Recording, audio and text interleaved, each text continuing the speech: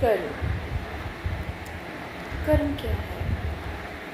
कर्म वो है जो आप करते हैं, अच्छा बुरा, ये आपकी नीयत बताती है, आपकी मन मंशा बताती है कि आप अपना कर्म अपने या अपने से जुड़े लोगों के हित में कर रहे हैं। और वो कर्म किस आधार पे कर रहे हैं? आपका जो कर्म है, आपके किए हुए जो कार्यकलाप हैं, वो कितना आपको आंतरिक रूप से संतुष्ट रखते हैं, या कि फिर व्यवहारिक रूप से। कर्म वो आधार है जो कि आपको पूरी तरह से एक मानव रूपी जीव बनाता है। वो जीव जो इस प्रगति पर, इस सृष्टि पर सिर्फ कर्म करने आया है। वो तब तक जब तक आपका जीवन है, आप पूरी ईमानदारी से कर्तव्यनिष्ठ होकर अपना कर्म करते रहिए, बिना किसी स्वार्थ के, बिना किसी लोभ के।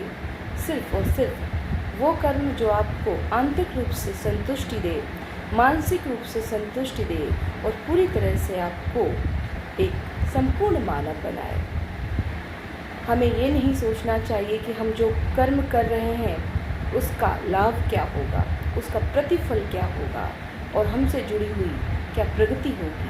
कर्म वो कर्म है, वो आपका कर्तव्यनिष्ठ स्थिति है, परिस्थिति है, जिससे जुड़कर आप बहुत आगे जाते हैं और एक अलग पहचान बनाते हैं, बिना किसी लोभ के, बिना किसी स्वार्थ के।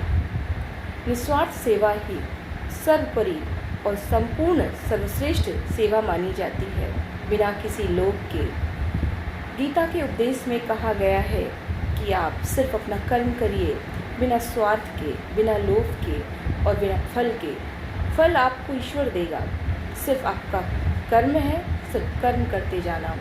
एक अच्छे और परिपूर्ण रूप से, एक अच्छी सोच के साथ, एक अच्छे विचारधाराओं के साथ पूरी तरह से उसमें साध्य और साधना को मान्य बनाकर और अपने कर्म को पूरी तरह से अपना पूजनीय बनाकर श्रेष्ठ रूप से अपने कर्तव्यों का निर्वहन करते हुए आगे बढ़ते जाइए।